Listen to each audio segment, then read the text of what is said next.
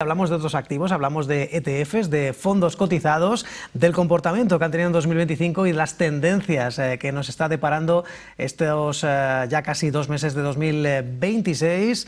Para eso contamos con una persona que sabe mucho de ello, que es Macarena Velasco, director senior de ETF Iberia y LATAM en Invesco. ¿Qué tal, Macarena? Buenos días. Buenos días, encantada y muchas gracias por la invitación. Punto de partida 2025, ¿qué comportamiento han tenido? ¿Observáis en Invesco los ETFs?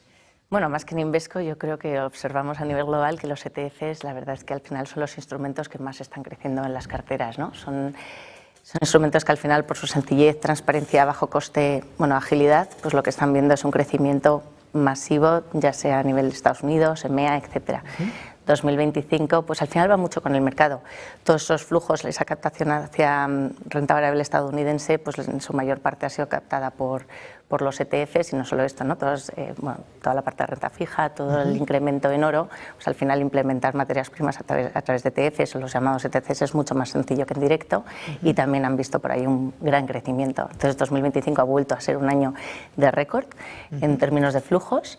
En Estados Unidos que el mercado de ETFs es mucho más profundo porque ahí el inversor además es más retail, mientras que el mercado europeo, digamos que es más institucional, bueno, pues sí que se ve diferencias un poco de apetitos inversores diferenciados, pero la realidad es que en conjunto, renta variable global, renta variable americana, hemos visto más de 2 billones, creo que es en español, ¿no? 2.000 millones. 2.000 millones, si son 2 billones, ¿no? 2.000 millones, pues me imagino que serán billones sí. Con B, ¿no? Y bueno, en EMEA son 400.000 millones, 400 billones, lo que hemos visto también en entradas.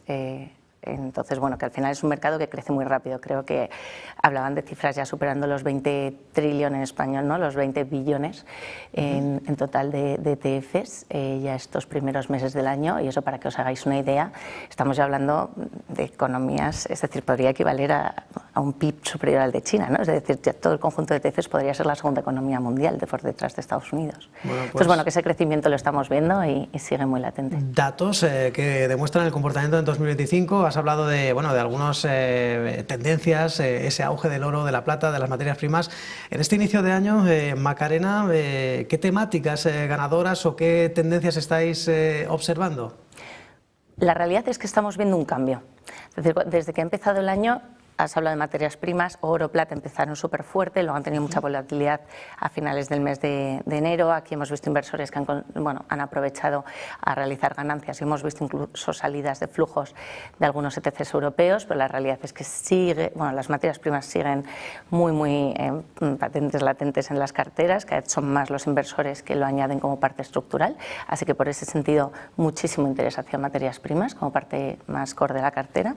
Y quizá lo que está moviendo más los flujos estamos viendo un trasvase en renta variable de más renta variable americana a más europea, más emergente, temáticos. Ya hemos hablado mucho de defensa, quizá en 2025 pues seguimos viendo defensa, energía en 2026.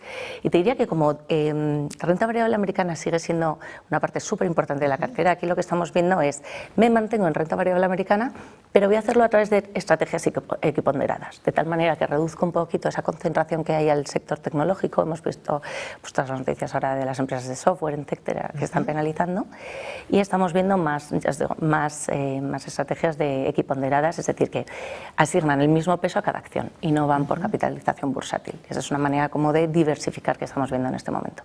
Ese boom por la inteligencia artificial entiendo que invita a la prudencia y muchas dudas, ¿no?, sobre la sostenibilidad de las inversiones. No sé si observáis que pues hay más oportunidades en otros sectores que se van a ver beneficiados de la inteligencia artificial, pero no se van a ver tan penalizados, ¿no?, por esas inversiones, infraestructuras, energía. Está claro que la inteligencia artificial tiene que demostrar a día de hoy, pero lleva habiendo dudas durante los últimos 2 años, ¿no? Parecía una burbuja, y la verdad es que esa burbuja sigue creciendo, o ni siquiera es burbuja para muchos de los macroeconomistas, pero sí, es un tema súper interesante y efectivamente estamos viendo pues esa rotación de gente que empieza a estar más cauta y dice, oye, pues me meto más en energía, me meto más en lo que ellos consideran acciones o índices de value, de momentum, de quality. Se están poniendo incluso muy latentes los ETFs activos, que al final te mejoran todos esos factores, ¿no?, sin concentrarte tanto. Y bueno, es un poco lo que estamos viendo en estas tendencias. Y bueno, tendencia en cuanto a inversores. Parece que es un mercado, el de los ETFs, que está en un punto de más que madurez. ¿Observáis entradas de otro tipo de inversores no tan tradicionales, otro perfil de más joven quizás? Sí, muy buena pregunta. La verdad es que sí. Vamos a imaginar el mercado EMEA, que es, ¿no?, el mercado europeo. Como decíamos al principio, es un mercado mucho más institucionalizado, mucho más de gestoras, bueno, inversores profesionales, digamos. Durante los últimos años ha habido un boom de plataformas digitales que lo que están es acercando esa agilidad, esa sencillez de inversión al inversor retail, al inversor más joven, y esto además está incluso poniendo mucha presión en los precios para los propios bancos, pero sí está abriendo canales que hasta ahora, bueno, pues quizá tenían menos acceso o a mayor coste o con mayores,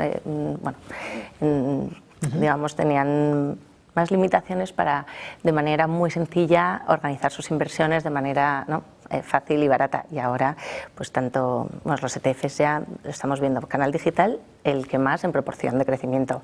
Family Office, las gestoras, los fondos de pensiones, a nivel asegurador, está habiendo cambios regulatorios. Entonces sí, estamos viendo una adopción por ETFs por parte de prácticamente todo el universo, el espectro de clientes. Entiendo que fondos cotizados, que pueden haber 100% de renta fija o con un porcentaje. No sé si en 2026 juzgáis o observáis que puede ser un año también de oportunidades en la renta fija, y si es así, ¿qué perfil? ¿El crédito, la deuda soberana? ¿Qué tramos? La verdad es que renta fija, a mí me encanta hablar de renta fija, así que gracias por la pregunta. Lo que vemos es que al final estamos en un año donde es probable que bajen los tipos en Estados Unidos. Cuando bajan los tipos, sabemos que al final tiene una relación negativa con los tipos de interés, es decir, bajan los tipos de interés, suben los precios de los bonos, ¿no? Entonces, al final esto debería ser positivo en general para toda la renta fija. Ahora bien, es verdad que las duraciones, o quien invierte en duraciones los últimos años, está un poco penalizado por esa incertidumbre que hemos tenido en los tipos de interés. Y sí que vemos una preferencia por lo que llamamos el carry más que las duraciones, es decir, intentamos conseguir cupones más altos, intentamos tener ese valor en el bono, más que irme a jugar con la duración, o sea, sí que me lo pague por los movimientos de la curva. Pero bueno, si bajan tipos, lo que vamos a jugar es con lo que llamamos steepenings, es decir, empinamientos de la curva. Estamos viendo pues inversores que al final estén invirtiendo en duraciones medias, incluso cortas, y apostando por, como decíamos, bonos que quizá van a dar un cupón más alto, ese income, ¿no?, que a veces buscamos. Y en este caso estamos viendo, pues, por ejemplo, deuda subordinada. Aquí tenemos bonos AT1, bonos híbridos. Estamos viendo también mucho interés por cash management, es decir, por monetarios, CLOs. Al final, cosas que te están pagando todavía los tipos de interés, pues están 2-3%, ¿no?, los monetarios, que bueno, después de muchos años sin ver tipos positivos, pues al inversor tradicional, especialmente al español, que es más conservador, pues le gustan este tipo de estrategias. Las oportunidades, las estrategias de los fondos cotizados. Macarena Velasco, director senior de ETFs Iberia y Latinoamérica en Invesco. Un placer. Buen día, buen negocio. Muchísimas gracias. Buen día.